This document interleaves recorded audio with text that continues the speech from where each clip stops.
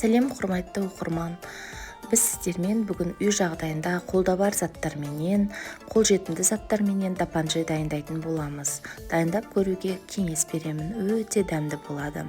Ол үшін бізге ең алдыменен тауықтың кез келген еті өздеріңіздің қалауларыңызша аласыздар.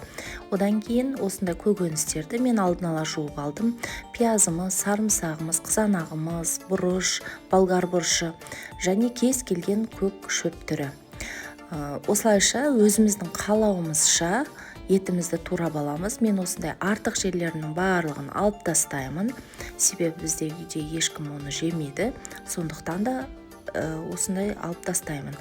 Содан кейін өздеріңіздің қалауларыңызша өстіп етті түгел бөлшектеп турап аласыздар.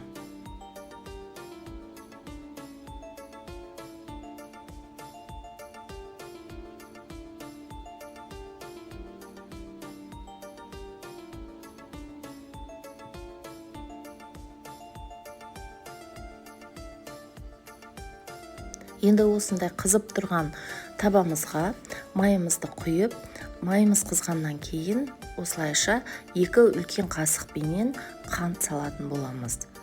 Майымыз қызған кезде қантымыз өзі қоңырқай түске енетін болады. Өстіп жоқ сияқты қоңырқай түске енген кезде біз етімізді саламыз, қуырамыз. Етіміз сол кезде біздің өте жұмсақ, түрі керемет әдемі болып шығады. Сондықтан да осылай жасап көрулеріңізге кеңес беремін. Етіміз қуырылғанша біз осы көкөністеріміздің барлығын турап аламыз. Бұрышымызды өздеріңіздің қалауларыңызша турайсыздар, бірақ өте майда болып кетпесін, себебі езіліп кетеді. Пиязымызды тураймыз. Егер пияздың сіздер үлкен болып, әдемі болып тұрған қаласаңыздар тамақтың ішінде, онда осындай мен көрсеткен әдіспен тураңыздар. Ал егерде сіздер пияз ұнамайтын болса, онда кішкентай турасаңыздар болады. Осылайша көкөністерімізді дайындап алып, мінекей біз дайындап алғанша біздің тауығымыз да қызарды. Енді пиязымызды салып жақсылап араластырып аламыз.